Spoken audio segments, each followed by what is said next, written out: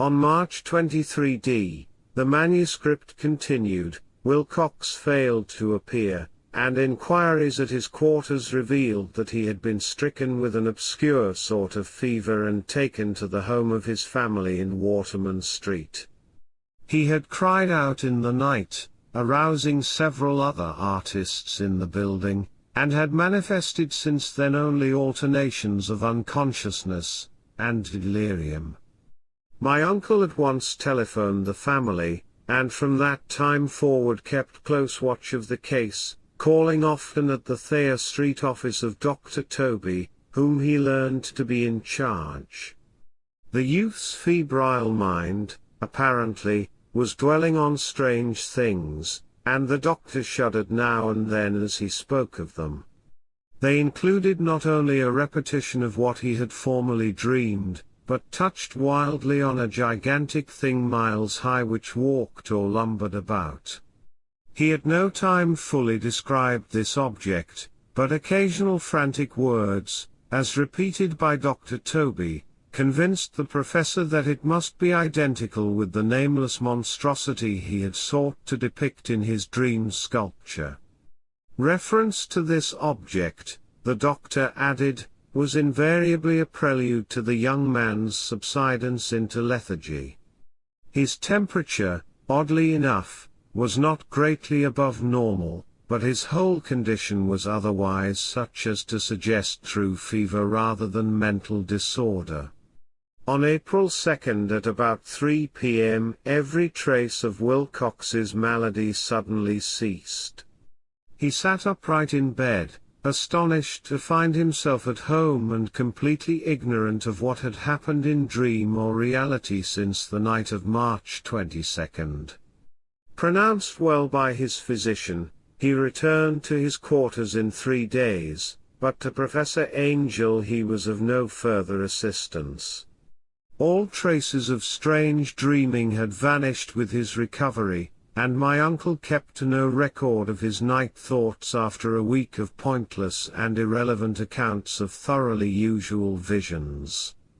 Here the first part of the manuscript ended, but references to certain of the scattered notes gave me much material for thought, so much, in fact, that only the ingrained skepticism then forming my philosophy can account for my continued distrust of the artist. The notes in question were those descriptive of the dreams of various persons covering the same period as that in which young Wilcox had had his strange visitations. My uncle, it seems, had quickly instituted a prodigiously far-flung body of inquiries amongst nearly all the friends whom he could question without impertinence, asking for nightly reports of their dreams, and the dates of any notable visions for some time past. The reception of his request seems to have been varied, but he must, at the very least, have received more responses than any ordinary man could have handled without a secretary. This original correspondence was not preserved, but his notes formed a thorough and really significant digest. Average people in society and business, New England's traditional salt of the earth gave an almost completely negative result, though scattered cases of uneasy but formless nocturnal impressions appear here and there, always between March 23d and April 2nd, the period of young Wilcox's delirium. Scientific men were little more affected, though 4 cases of vague description suggest fugitive glimpses of strange landscapes, and in one case there is mentioned a dread of something abnormal. It was from the artists and poets that the pertinent answers came, and I know that panic would have broken loose had they been able to compare notes. As it was, lacking their original letters, I half suspected the compiler of having asked leading questions, or of having edited the correspondence in corroboration of what he had latently resolved to see. That is why I continued to feel that Wilcox, somehow cognizant of the old data which my uncle had possessed, had been imposing on the veteran scientist.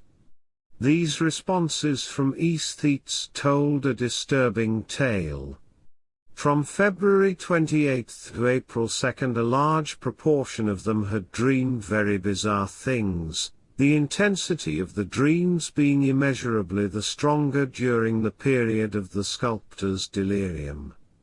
Over a fourth of those who reported anything, reported scenes and half-sounds not unlike those which Wilcox had described, and some of the dreamers confessed acute fear of the gigantic nameless thing visible toward the last.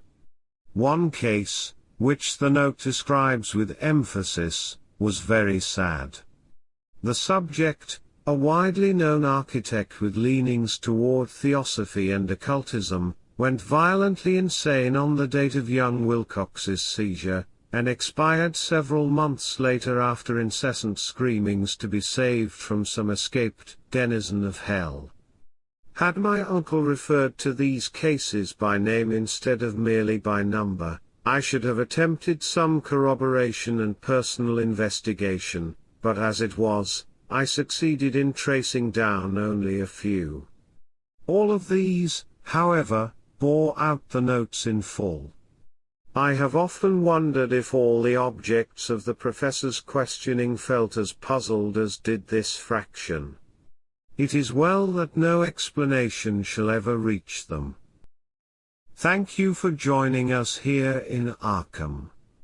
I am Dr. Henry Armitage of Miskatonic University, and this has been a reading from the works of H.P. Lovecraft. For more ghost stories and weird tales visit evilbay.com. Thank you, and have a wonderful evening.